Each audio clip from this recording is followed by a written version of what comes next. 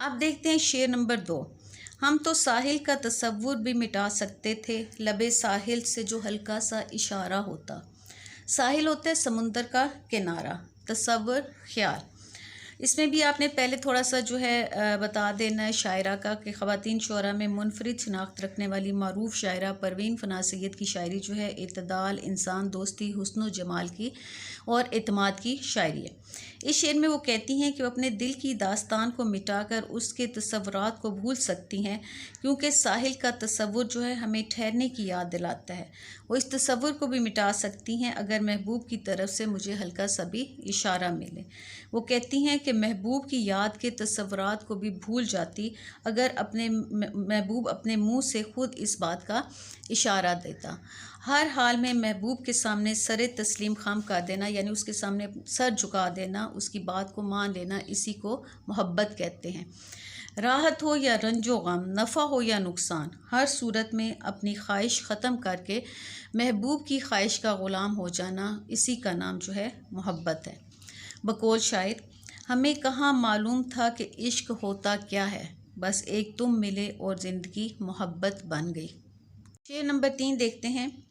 तुम ही वाकिफ़ न थे आदाबे जफ़ा से, वरना हमने हर जुल्म को हंस हंस के सहारा होता।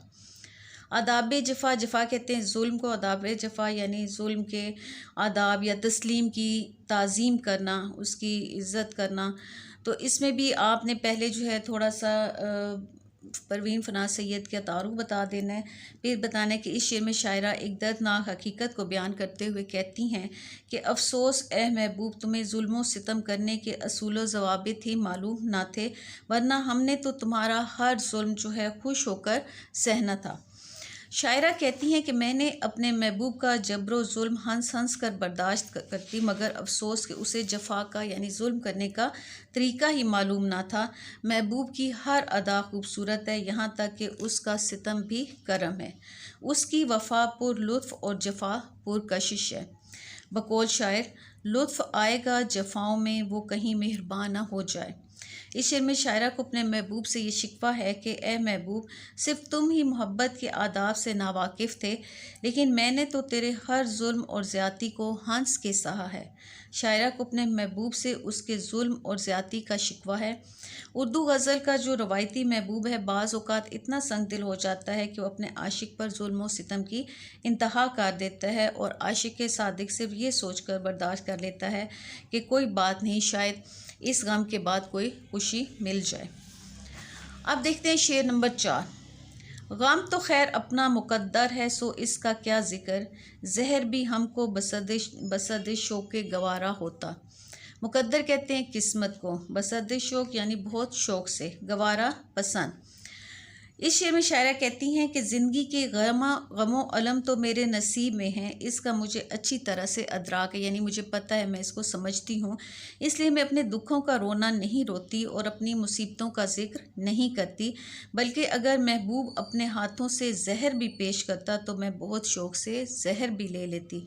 महबूब के हाथ का जहर भी किसी शरबत से कम नहीं होता। यानी इसमें जो है जो आशिक होता है वो अपने महबूब की उसको हर बात जो है अच्छी लगती है, वो सिर्फ ये चाहता है कि अगर महबूब अपने हाथों से उसे जहर भी पेश करे तो वो शौक़ से पी ले, कि उसे महबूब के हाथ का जो जहर भी वो किसी शरबत से कम नहीं लगता।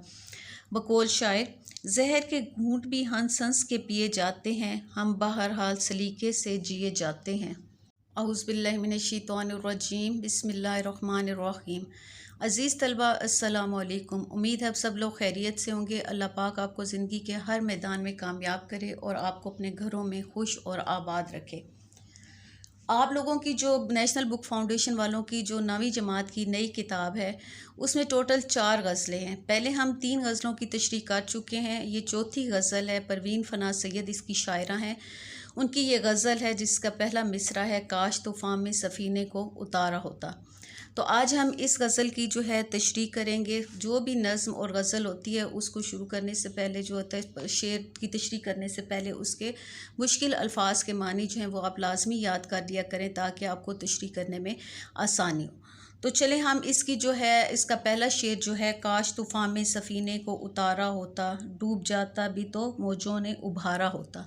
सफ़ीना कहते हैं कश्ती को, और मौजें यानी लहरें, कश्त तूफ़ान जो आता है, आंधी तूफ़ान जो समुद्रों में तूफ़ान आते हैं। तो इसमें जो है पहले हम थोड़ा सा जो है परवीन फ़नाज़ सैयद का जो है वो तारुफ़ देख लेते हैं। ये आपने तारुफ़ जो है याद कर लेना है और हर जो शेर की तशरीह होगी उससे पहले आपने ये जो है थोड़ा सा इनका तारुफ़ जो है ये लिख देना है। आपको चूँकि पेपर में जो है नज़्म या गज़ल के 2 अशार का बंद बना के दिया जाता है, तो आपने पहले शेर की जो है तशरीह से पहले ये जो है इसका तारुफ़ वो लिखना है। दूसरे शेर की तशरीह से पहले नहीं लिखना, बल्कि वो आपने जब एक शेर की तशरीह कर लेते हैं तो अगली तशरीह जो है उसी अगली लाइन से आपने स्टार्ट कर देनी है। दोबारा आपको तारुफ़ लिखने की ज़रूरत नहीं है। तो चलें इन परवीन फ़नाज़ सैयद का देखते हैं कि ख़वातीन शोरा में मुनफरिद शनाख्त रखने वाली मारूफ़ शायरा परवीन फ़नाज़ सैयद की शायरी इत्तदाल, इंसान दोस्ती, हुस्न व जमाल और एतमाद की शायरी है। लुत्फ़ की बात यह है कि किसी भी मरहले पर उनके किसी भी शेर ने गज़ल की लताफ़त और नज़ाकत को कम नहीं किया। तो यहाँ तक जो है ये शायरा जो है परवीन फ़नाज़ सैयद, इनका जो है तारुफ़ है। ये आप लोगों ने लाजमी याद करना है ताकि आप लोग तशरीह से पहले इसको लिख लें। वैसे तो आपकी तशरीह भी लंबी हो जाएगी और चेक करने वाले पे अच्छा इंप्रेशन पड़ेगा। तो परवीन फ़नाज़ सैयद इस शेर में अपनी ख्वाहिश का इजहार करते हुए कहती हैं कि मैंने तूफ़ान में अपनी कश्ती को उतार दिया होता तो मेरी कश्ती हंस कर मुश्किलात से लड़ती। अगर नाव यानी कश्ती तूफ़ान में डूब भी जाती, तूफ़ान की मौजें इसकी मदद करती और इसे उभारती और डूबने ना देती। इससे शायरा की मुराद ये है कि ज़िंदगी की मुश्किलात और मसाइब का सामना हमें मजबूत बनाता है। इन मुश्किलात से भागना नहीं चाहिए बल्कि इनका सामना करना चाहिए।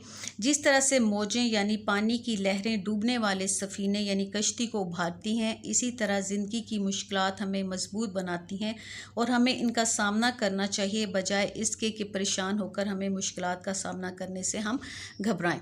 यानी जितनी भी हमें मुश्किलात आ जाएं, हमें घबराना नहीं चाहिए बल्कि उनका डट कर मुकाबला करना चाहिए। बकौल शायर, मंजिलें लाख कठिन आई गुज़र जाऊंगा, हौसला हार के बैठूंगा तो मर जाऊंगा। यानी मंजिलें लाख कठिन आए गुज़र जाऊंगा, हौसला हार के बैठूंगा तो मर जाऊंगा। तो ये था शेर नंबर 1। 5 देखें।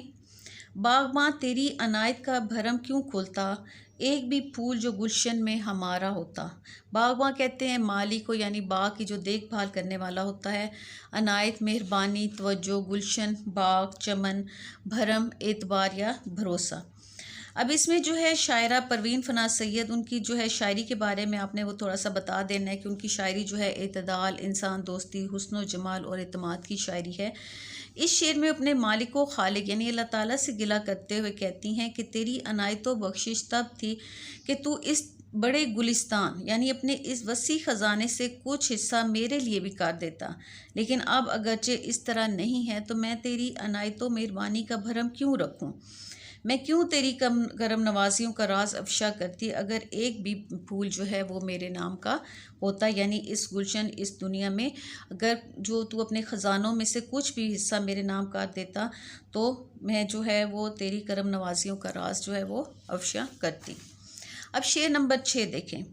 तुम पे असरारे फ़ना राज़े बका खुल जाते, तुमने एक बार तो यज़दां को पुकारा होता। यज़दां यानी अल्लाह ताला, कुदरत कामला, ये अल्लाह ताला के नामों में से एक नाम है। असरार होते हैं भेद, फ़ना ख़त्म होना यानी ख़त्म होने के जो राज हैं, भेद हैं। राज़े बका ज़िंदगी का राज।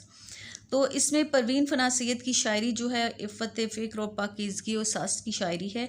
इनकी शायरी इंसान दोस्ती से भरी हुई शायरी है और ये शेर जो है ये रूहानी मफ़हूम पर मबनी है। इस शेर में वो कहती हैं कि अगर एक बार भी अल्लाह को सच्चे दिल से पुकारा होता और अल्लाह ताला की याद में तड़पता, कि जिस तरह से इंसान जो है अपने मजाजी महबूब के लिए तड़पता है यानी दुनियावी जो उसका महबूब होता है, तो मुझ पर मार्फत और फ़ना के मकामात के तमाम राज जो हैं वो खुल जाने थे और अल्लाह ताला को पहचान में ही ज़िंदगी यानी बका का राज छुपा हुआ है। ज़िंदगी की खुदी को समझने के बाद इंसान को मौत की इंतहाई हकीकत का एहसास होता है। इसके बाद इसकी रूह जो है अब्दियत के राज को समझती है और बकाए अब्दी यानी हमेशा रहने वाली ज़िंदगी की राजदारी को खोलती है। तो ये थी आप लोगों की गज़ल नंबर 4 परवीन फ़नाज़ सैयद की जो थी गज़ल जो है उसका जो है 6 अशार थे, उन 6 अशार की तशरीह ये आपको मैंने करके दी है। उम्मीद है आप लोगों को समझ आ गई होगी। अगर किसी बच्चों को कुछ समझ ना आए तो वो कमेंट सेक्शन में मुझसे पूछ सकता है। अगर आप मेरे चैनल पर नए हैं तो मेरे चैनल को लाइक करें, सब्सक्राइब करें और अपने दोस्तों में शेयर भी करें और बेल आइकॉन का बटन लाजमी दबा दें ताकि मेरी हर नई आने वाली वीडियो जो है वो आप तक बर वक्त पहुँचे। और लाइक का बटन तो लाजमी दबा दें और एक अच्छा सा कमेंट भी कर दें।